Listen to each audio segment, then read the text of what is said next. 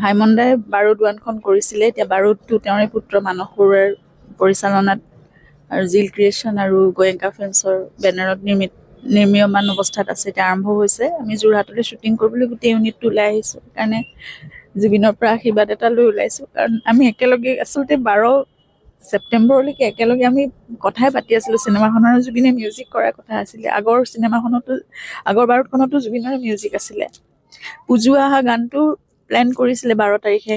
সেইবাৰ মানে জিল ক্ৰিয়েশ্যনত বহিছে ভালকৈ ডাইৰেক্টৰ গোটেই টিমটোৰ লগত একেলগে আমি কাম কৰাৰ কথা আছিলে। কিন্তু দুৰ্ভাগ্য আমাৰ যে মানে আমি নোৱাৰিলোঁ কৰিব। এতিয়া তেওঁৰ সেই পুজো অহা গানটো থাকিব, ৰিপ্ৰাইজ ভাৰ্জন নতুনকৈ আকৌ কৰিব সেইটো। গতিকে আশীৰ্বাদ দিয়ক, সেইটোৱে ভাইমন দাইও আশীৰ্বাদ দিয়ক, জুবিনেও আশীৰ্বাদ দিয়ক, কামবোৰ ভালদৰে হওক। আৰু ন্যায় ব্যৱস্থাটোৰ কাৰণে আমি সকলোৱে লাগি আছোঁ, সকলোৱে প্ৰাৰ্থনা কৰি আছোঁ। কালি এটা ভাল সিদ্ধান্ত গৈছে, পৰহিও ভালেই গৈছে।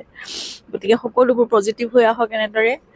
আৰু মানে সত্য আৰু শুদ্ধটো প্ৰতিষ্ঠা হওক, ন্যায় প্ৰতিষ্ঠা হওক, জুবিনে ন্যায় পাওক। ইমান পবিত্ৰ এক আত্মাই যদি ন্যায় নাপায়, ইমান অন্যায় হ'ল তেওঁৰ লগত। গতিকে এতিয়া যদি ন্যায় নাপায় তেতিয়াহ'লে আৰু ন্যায় শব্দটো মানে আমাৰ মানে মনত একেবাৰে নাথাকিবই আৰু পৃথিৱীত সেইটো আমাৰ কাৰণে একেবাৰে নোহোৱা হৈ যাব। গতিকে সেইখিনি জুবিনে ন্যায় লাভ কৰক আৰু অমৰ হৈ থাকক সকলোৰে প্ৰাণত।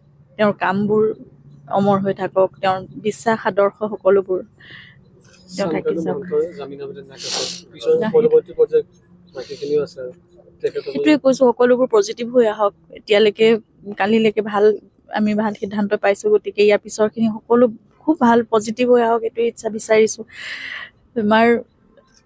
আমাৰ প্ৰাণৰ এজন মানুহ, সকলোৰে অন্তৰত আশীৰ্বাদ আছে, প্ৰাৰ্থনা আছে। গতিকে সকলোৱে সেয়াই বিচাৰিছোঁ, ন্যায় প্ৰতিষ্ঠা হওক, সত্য আৰু শুদ্ধ যিটো সেয়াই প্ৰতিষ্ঠা হওক আৰু দোষীয়ে শাস্তি পাওক, চৰম শাস্তি পাওক।